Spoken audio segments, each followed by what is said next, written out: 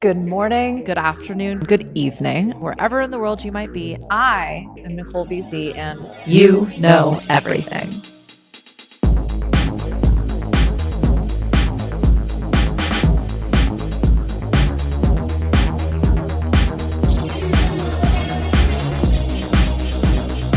Aloha.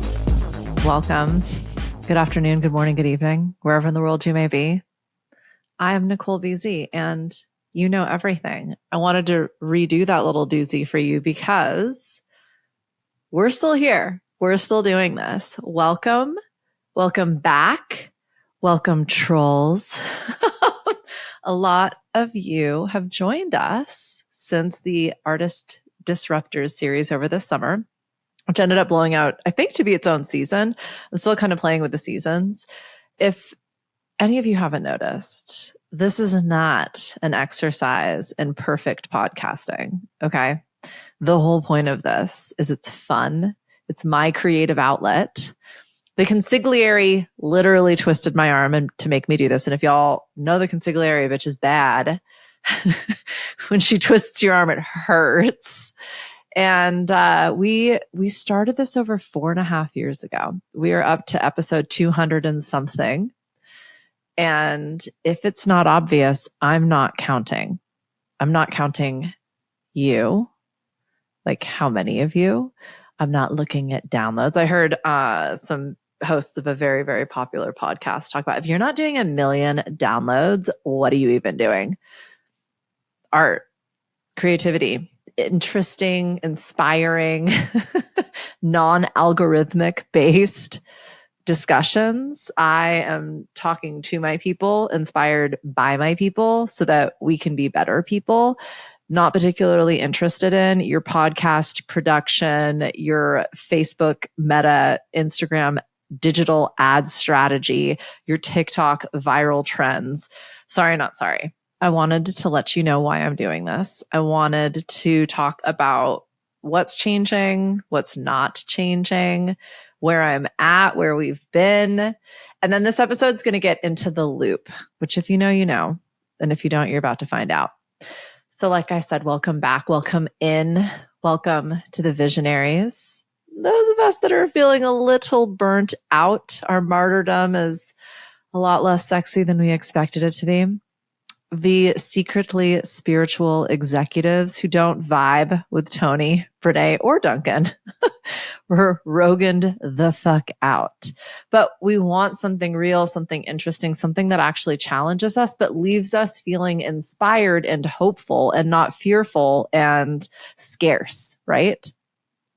So we're going to be leaning into some new topics. I feel like I am moving beyond business coach into executive oracle. And this is going to apply, I think, to more people than ever because the world of work is changing. It's already changed. And I think most of us are going to need to really lean into our entrepreneurship, even if we feel like we're still employees. I wanted to do this to walk the walk. I became a business coach because I'd been in entrepreneurship for 20-ish years at that point. And I know how lonely it is. I know how scary it is. And quite frankly, your friends and your family, and most importantly, your team, don't want to talk about it anymore. They're not you, right? So you needed someone, something. And I've always been really good at the numbers and the strategy and the structure and the systems and the art and the creativity and the magic, finding that real fun in the work. So I wanted to make something that was demonstrative of how I approach creation and business. I expect it to be messy. I expect it to be chaotic. And also, I'm going to find an efficient way that supports me in the way of doing it, no matter what. One of my catchphrases is, I do believe business should support you on your worst day. You've seen my worst days on this podcast. I've been in grief. I've been a caretaker. I've been through heartbreak. I've been through disasters, and that happened eventually on camera. We started off audio only, eventually moved to hello, YouTube. And it's been challenging. I can't tell if I'm just a done is better than perfect person, or I'm such a hardcore perfectionist that I can't even begin to realize my own standards. Therefore, I just send it. And I'm not really concerned with figuring it out. Like, this is enough for me. I do it for you because I realize this is the most accessible way of working with me. And to be honest, the one-to-one isn't for everybody. You need to be at a certain revenue point. You need to be at a certain success and confidence level. You need to be willing to truly catalyze and scale. And that's just not where all of us are at all of the time. And so this podcast is to enable you to feel me, hear me, learn from me, and access whatever tools and resources that I'm creating. That's one of the things that's going to be changing. I think I'm moving all of that once again. If y'all have been paying any attention, I tend to jump tech platforms fairly regularly. And we're there again. And this one's more of an adaptive response because I just can't handle the fucking paywalls anymore. If you ask me to pay to read the last 2/3 of your essay, I'm just not into it. Like, there's just so much happening right now in the world of marketing and sales that is just so played out, and it just feels energetically dissonant to me. I'm working on, like, how am I going to be able to keep doing this and also not be fucking annoying? Because if you send me another goddamn email because I looked at your product online, I did not opt in for shit. I mean, really, there's nothing I can fucking do about it except for change my email address. I will be drinking a limoncello today. If LaCroix want to sponsor me, I think I could do a limoncello. It might be more blood or limoncello than blood in my system. Also, Idle Hands Tattoo Studio in New Orleans. What's up, Seth? So yeah, I'm doing it my way. It's messy. You just got to hear me drink out of a metal straw. You're welcome. I am not doing this for the downloads. Be cool if I was. That actually might be interesting if I paid attention to that. And that's another thing. You know, I talk a lot about, would you be willing to make your art if nobody cared? Would you get up and do it anyway, even if it wasn't realizing your monetary goals or your success validations? A lot of this is entrepreneurship. A friend of mine asked me how I'm doing today, and I said, I'm living the dream. And sometimes it's more of a slog. We're going to circle back to that when we get into the loop. My definition of business is taking your dreams so seriously, you make them your work. And you deserve that. Your dreams deserve that. The world deserves to see what you see, to experience what you know is possible. And the reason you're listening, the reason you do what you do is you're able to close a gap no one else can. The way you think about things, the way you approach things is unique. And when you figure out the system, the structure that supports you and allows you to do that over and over again, you got your business, baby. And like I said, I think it's going to be incredibly important that we're all able to kind of harness this energy moving forward, because certainty is not coming from out there anymore. It's not going to come from your corporate, capitalist, societal structures. It's going to come from here. And for those of you listening, I am pointing at my heart. Like I said, welcome. There's a bunch of you newbies here who haven't heard me riff on just Trippin' the Light Fantastic. And you probably think I'm all about music, and I am. I got to make that my work. I got to turn my dreams into reality using music as my medium, and it was divine and brilliant. And I thought that's why these disruptors were so applicable to our discussions. One of the things we're all being asked to do is create something that hasn't existed yet. And that ain't easy, my friend. It doesn't feel good. It ain't always fun. And for the most part, it might lack in the day-to-day rewards you have been led to believe means you're doing it right or you're going to be successful. So what we're going to talk a lot about moving forward is future-proofing your work and your business, utilizing the tools and resources we have available to us, whether it's tech or network or theory. But as you know, I always offer 3 tactical, magical takeaways you can apply instantly at no extra cost, no investment necessary other than a little bit of time and a little bit of chutzpah. Last thing I will say, it is never for me to tell you what to do. That is not why I am here. What I hope to do is share some stories based on all of the conversations I get to have almost every day, to explain via experience how some of these sort of ethereal concepts can actually be pulled down into your real world, and then hopefully share some systems and structure so that you can apply it, right? So that you can do it your way. I have so many episodes on that. Shameless hook. So what I really want to talk about today is just this sort of collective consciousness that we're all participating in. And regardless of if you believe in that or not, I want you to take a second to just ask yourself, have you ever noticed, kind of no matter where you are or what you're doing or who you're talking to, it's like everyone's drinking the same Kool-Aid. I don't think this is just confirmation bias. I think it's uncanny. And just in the last week, how many times did you find yourself saying, I was just saying ... Maybe we really are just looking for what we want to see. Sure. And also, what if that's like the whole point? Carl Jung talked a lot about this. He potentially even coined the phrase collective unconscious. Elizabeth Gilbert refers to this in Big Magic. I'm not a huge fan, but I do like a lot of what she has to say. There are these themes. We like to refer to them as hashtag trends, and they spread like wildfire because we're all fanning the flame. And I believe that this is a spiralic experience in the sense that we kind of start and we wander around and around. And despite sometimes feeling like we've come back around a very familiar corner, we're bringing everything we've experienced and learned to that moment. And in this human experience, I was going to say chosen, that might be a little triggering for some people, but there are reasons why things trend. And if we get really meta about it, it's not just the algorithm, although it is the algorithm, right? Like, what if we take the algorithm out of our internet search browser and into our reality? Cognitive bias, sure. But it's like the Rorschach test. We don't know we feel it until we see it. It's reflected back at us, and that feels validating. It clicks, and not just because we're double clicking on it, but yes, because it's clickbait.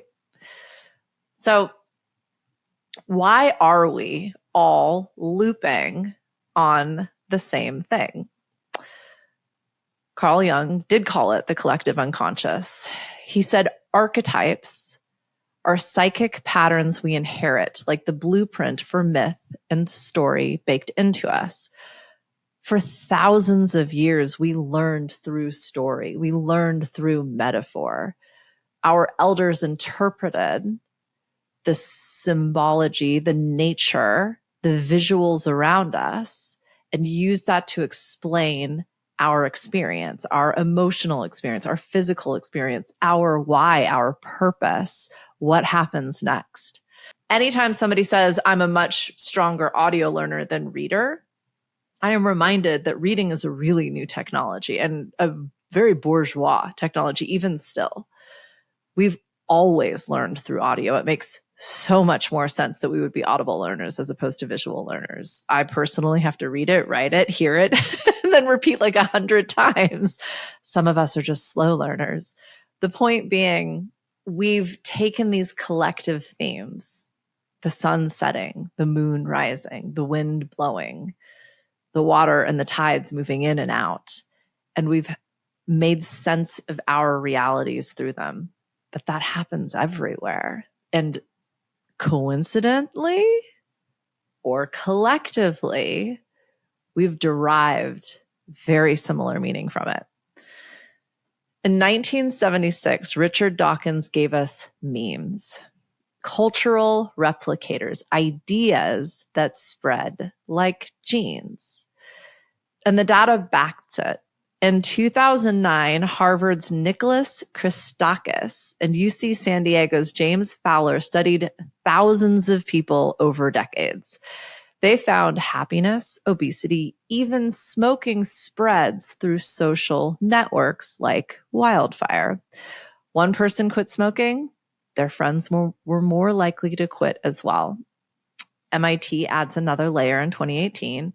Ideas spread not just when you hear them once, but when you hear them in multiple contexts. This is called complex contagion.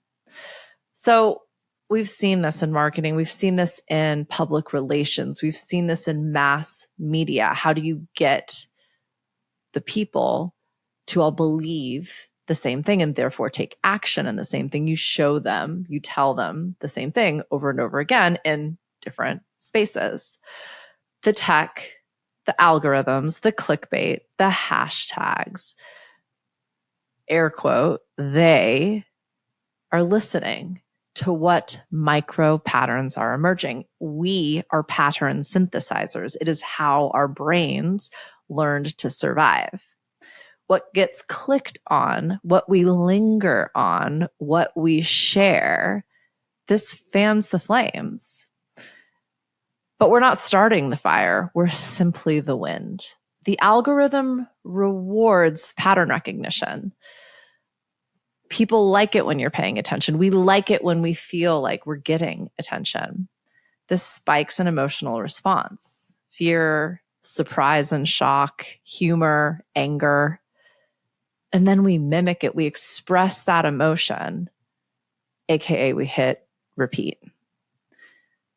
So when you hear the same thing over and over again, when you find yourself saying, I was just saying, when you suddenly feel like every headline or every ad is showing you that thing that you were looking for without ever having even known you were seeking it, it's not just coincidence. That is how transmission works. I feel it like validation, but it can also show up like appropriation. And there are cultures who very much predate the algorithm, the technology, the school books, the written history.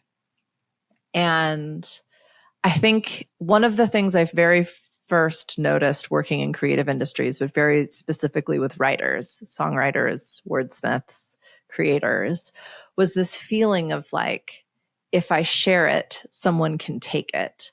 And I initially thought that was really kind of selfish and fearful. But I realized one of these collective experiences is for these wisdom holders, for people that are truly creating, not just mimicking, not just repeating, not just like evolving, like iterating, right? But people who are truly like pulling these unique concepts out of the ether and turning them into tactical, tangible ideas. It has been stolen, but not from them, from here, from the collective consciousness. Again, for those of you listening, I'm pointing up. There is something very real that I certainly can't speak to from my space of privilege in terms of appropriation and what has happened in terms of wisdom and how we've not just used ideas, but created this entire concept of ownership, aka copyright. And that's a conversation. I've actually had that conversation in different podcast episodes. But if you don't share your ideas, firstly, you're not creating any more space for new ones.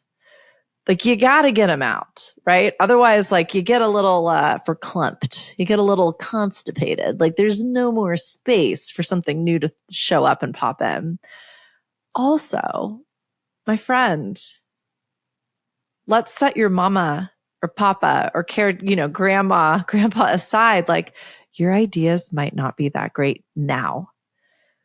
That's why we're all here. Is it's fucking scary. It's hard. And putting your baby ideas out into the universe to get beat up at school is like really scary and hard.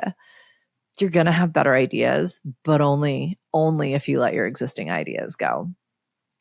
Yes, I have seen. Yes, I have experienced the exact thing that I've been ideating on and dreaming about and writing on and telling people I'm going to do. and then someone else does it, and I feel like they stole that, sure. But really, I'm just impressed. I'm actually thrilled that that idea is getting birthed. I just didn't make it happen. It wasn't mine to have, to hold, or to offer. I experienced that as flow. And Elizabeth Gilbert talks about this at length in Big Magic. She shares the story of how she had been working on a new novel about a very, very niche, very, very like random topic. And it was uncanny that one of her friends ended up writing that book. Like, so flabbergasting. Did I just age myself? That someone could have had this idea. It was proof to Elizabeth that there is this idea bank, this magical space, this ether. Elizabeth Gilbert calls them alive, ideas that knock on the door, that choose people. And if you don't say yes, they move on. That's what I'm offering you here, is these tendrils, if you will, to this magical space. And what I hope you are hearing is your ideas are magic. They are special. They deserve to be taken seriously. Make them your business. And the more the merrier, my friend. Do it again, do it faster, louder, now, more. It's a book by one of my favorite authors, Elizabeth Wurtzel. Anywho, Edwin Hutchins, in his research on distributed cognition, showed that intelligence doesn't just live in individuals. There is an intelligence in the systems, in the tools, and in the shared culture. In Gnosticism, they talk about as an egregore. When enough people actually shift their attention onto something, it becomes its own being. It has its own culture and ideas. It feels alive to us. We talk about it like it's an entity. Think like Apple or football, whether you're talking American or the rest of the world's proper definition of football. The point being, our creations come from a special place because they are special. Psychologist Dean Simonton found the same thing when studying creativity. History is full of simultaneous inventions. Calculus was discovered by Newton and Leibniz at the same time. The telephone by Bell and Gray at the same time. When the conditions are ripe, ideas are in the air. Like, that phrase comes from this concept. I wanted to write this whole series of books for entrepreneurs based on Choose Your Own Adventure. Again, I date myself. And I talked about it for probably a year. And then someone wrote the grown-up versions of Choose Your Own Adventures. And I was like, well, okay. That's cool. Now, I had an opportunity to kind of iterate on it because I definitely have my own take. And I had with the whole energy leadership, I was thinking we could see what happens if you're in like level 1 or level 5. And I still think it's a great fucking idea. I'm not lit up by it anymore. I have moved on. I actually started writing it and it just kind of fizzled out. That's okay. And I think that's one of the things that entrepreneurs and dreamers and creatives and trailblazers and rule breakers and disruptors and artists, we can struggle because we've had a million ideas. We've started a million things and like they didn't really go anywhere. And our people get a little sick of it. They can even be discouraging. They can also not give a fuck, which can be all of those aforementioned disappointing things, right? Hence my day job. The point I love to remind people of is you just haven't found the one thing yet. You will find an idea that lights you the fuck up. You will stumble upon an idea that like takes off like wildfire, but you're not going to do it if you just keep it all in your head. You're not going to do it if you aren't willing to share it. And you don't need to share it for the masses. You don't need to share it for the clicks and the downloads, but you do need to put it out there in some way, shape, or form, just to know you're taking it seriously. So this is why I write The Loop. Every week over at NicoleBZ.substack.com, I capture what at least I and my people are looping on. It's just as messy as this fucking podcast. It's not marketing copy. I am not selling shit on there. There would be nothing wrong if I were. Just rarely is that what we're looping on. It takes a couple of minutes. It's generally based on one very reverberant observation over the last, like basically since I wrote the last one. And I like to share a few resources that I tune into that either help me understand the loop, inspire me once I've like grabbed the loop, or kind of back me up in terms of the loop, right? I think of it almost like a decoder ring. It's sort of a way that I spot patterns and then I'm able to share those ahas with you. So I thought it would be interesting since we did that whole music series. I thought it would be interesting to kind of look back at this year. It's September, and in the beginning of September, I realized like this kind of feels like the new year, if you will. If you've been paying any attention, I don't pay a lot. I don't personally pay a lot of attention to like the Gregorian calendar new year. I think seasons are much more demonstrative of cycles, and January is like smack dab in the middle of a cycle. I'm making a face, and it's called I don't like winter in the Appalachia. I don't mind it in the Rockies, but it was fucking brutal here last year. Anyhow, what was going on this winter? Toward January 2025, shedding. And winter is actually a season of death, right? It's kind of when we let things go. And where everyone else was setting up these New Year's Eve resolutions. And, a lot of people just hit reset on the calendar. I get it. And like I was saying, when we all focus our energies on something, like it becomes this very real thing. It's its own living, breathing entity. But what I was tuning into and what we were looping on is like, what if no goal is the goal? There were some political things occurring at the time. We were 3 months post disaster. LA was currently fucking burning. My friend's entire life burnt to the freaking ground.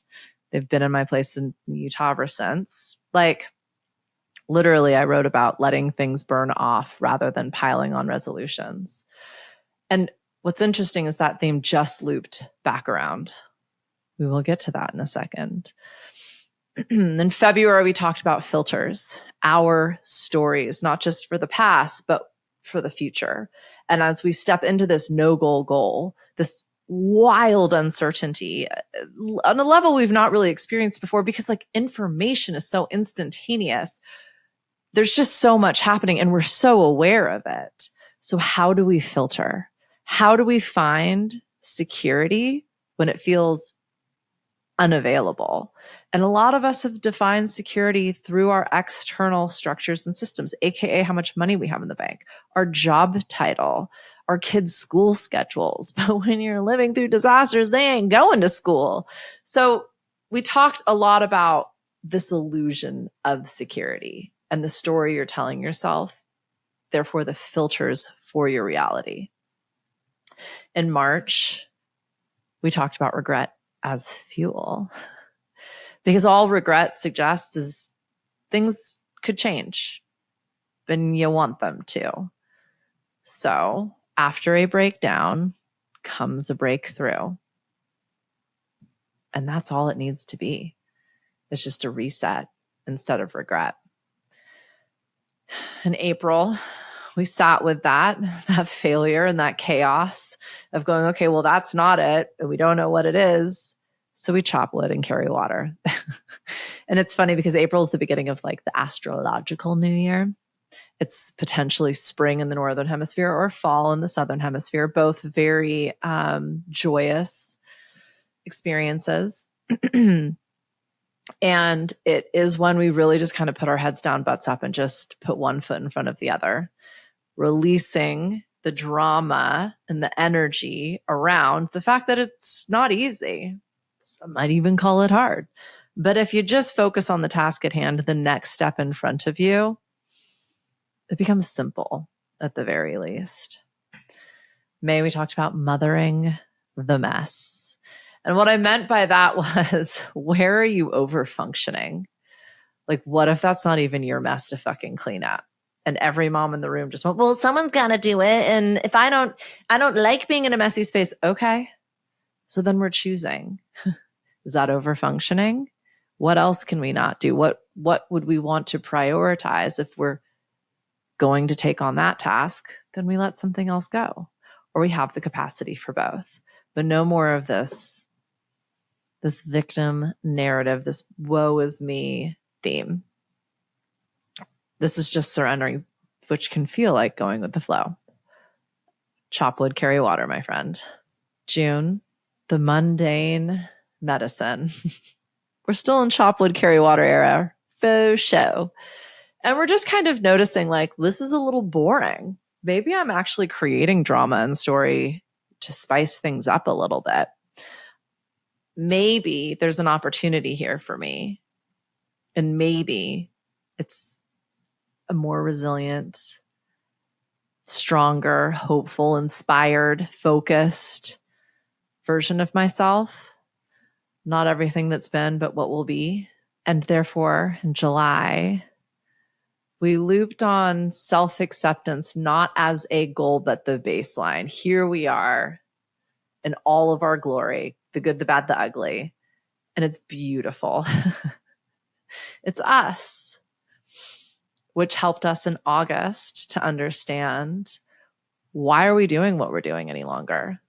If it's not about the money, what we were sifting through in the earlier part of the year, if it's not about the success, aka the certainty, what we were sifting through in the springtime of the year, then it's got to be something for me, by me, because of me.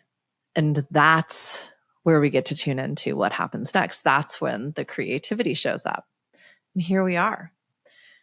We spent the first couple weeks of September recognizing this is the beginning of something really fucking cool.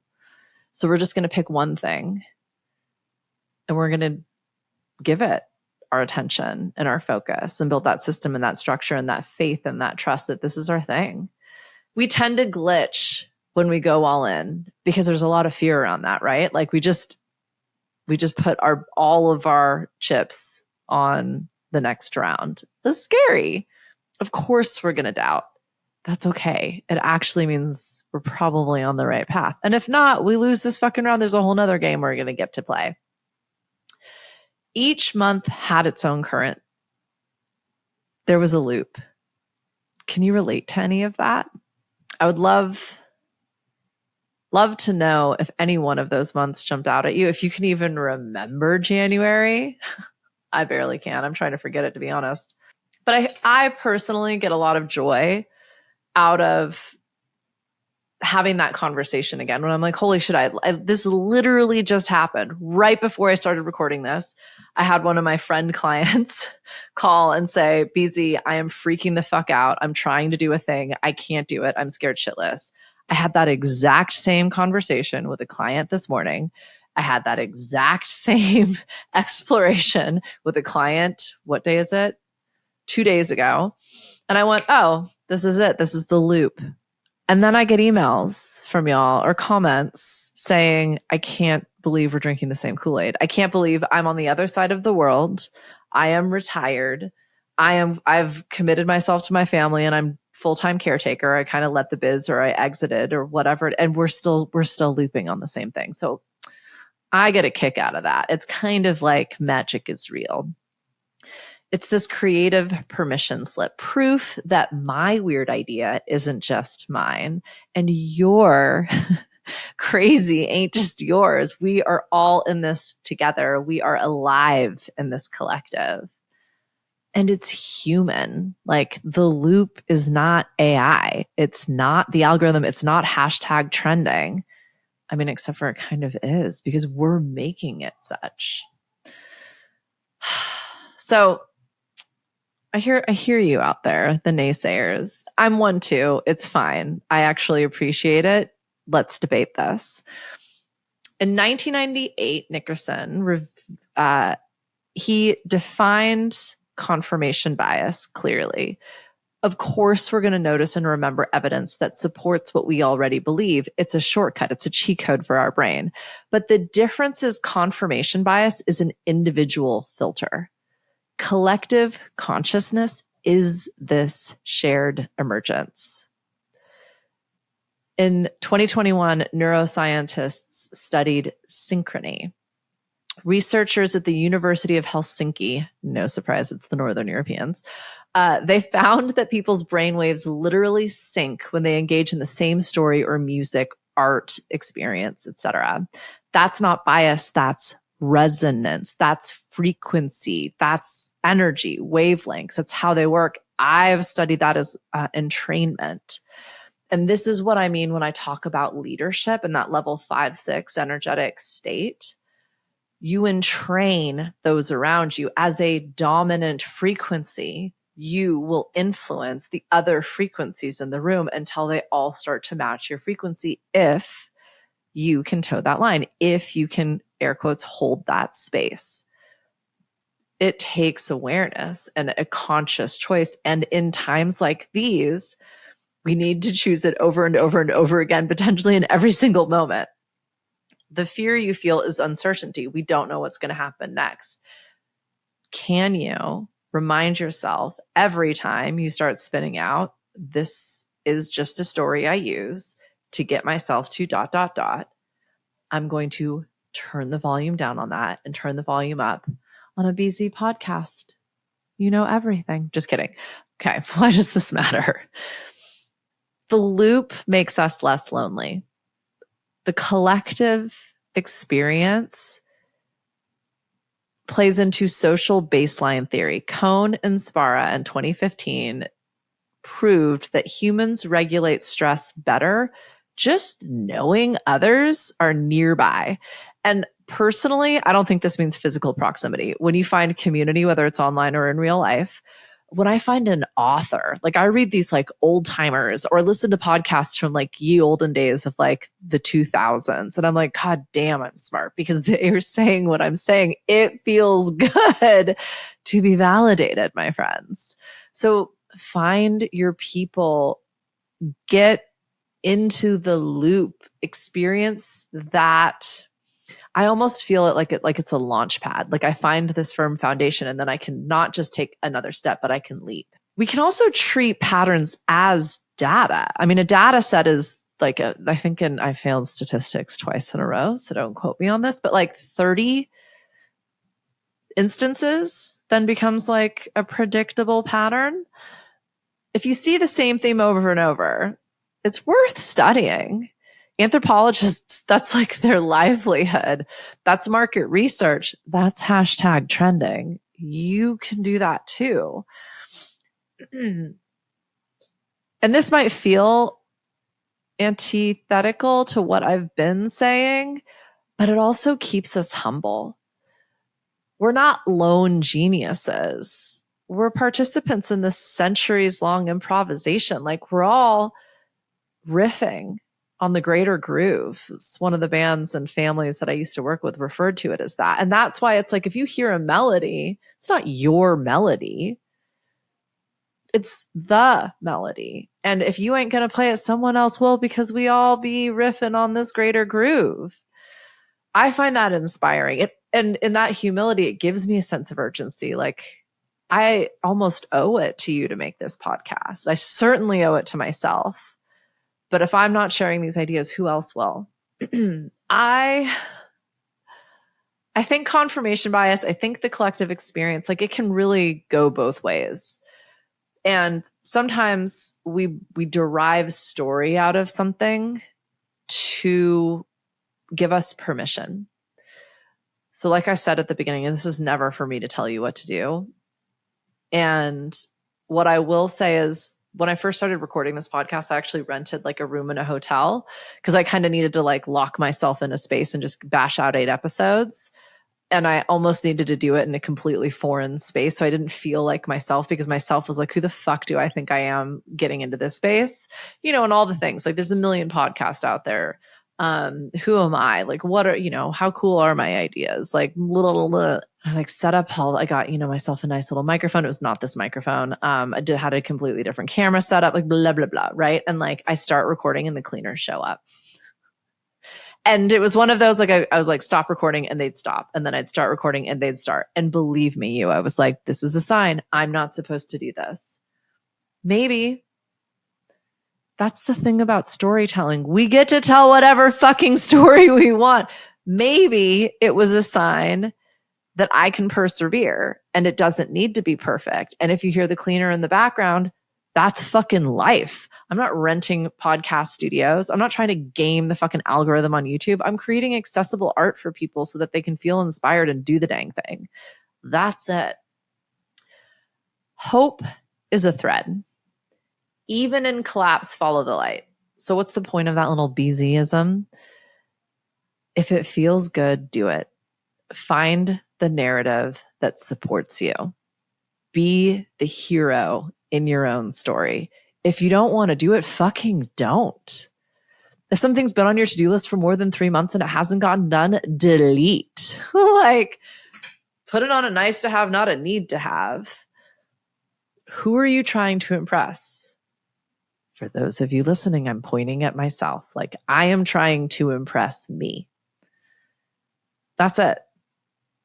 I can't even listen to that first season of my podcast because I think it's so fucking bad. And I knew every episode would be better than the last.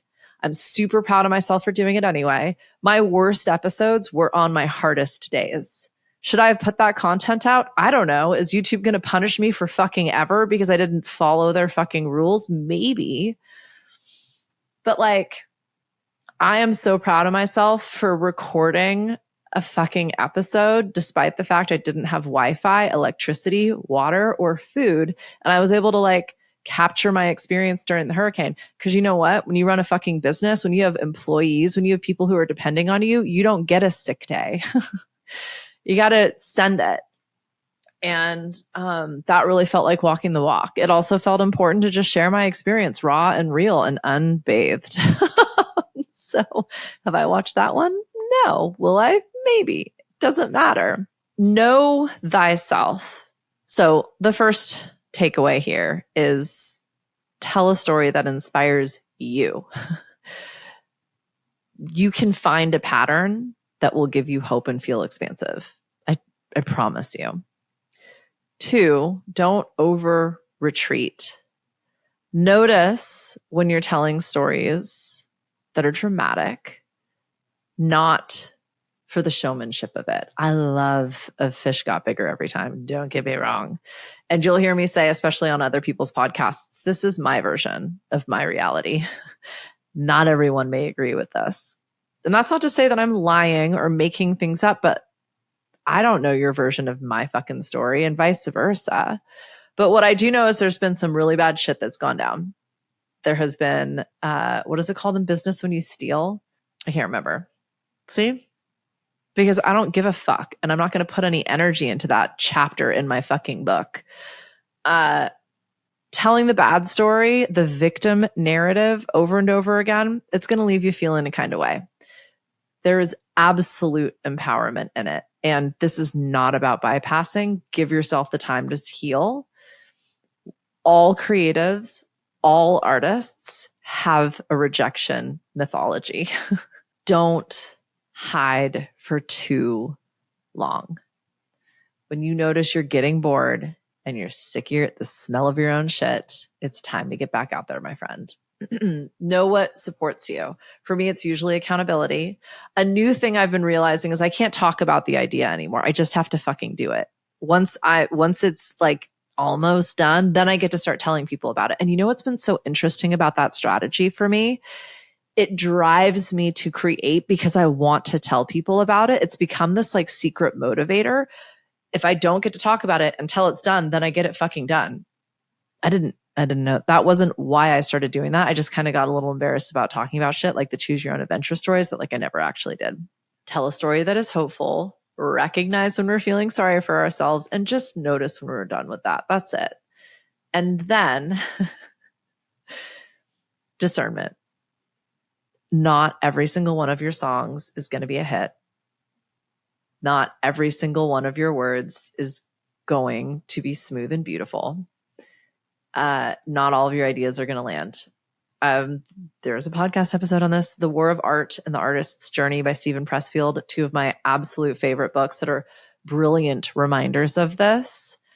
It's just not all going to go according to plan. And sometimes it's really going to fucking suck. And that's art, and deal with it. That's creation. That's entrepreneurship. That's fucking business. You can.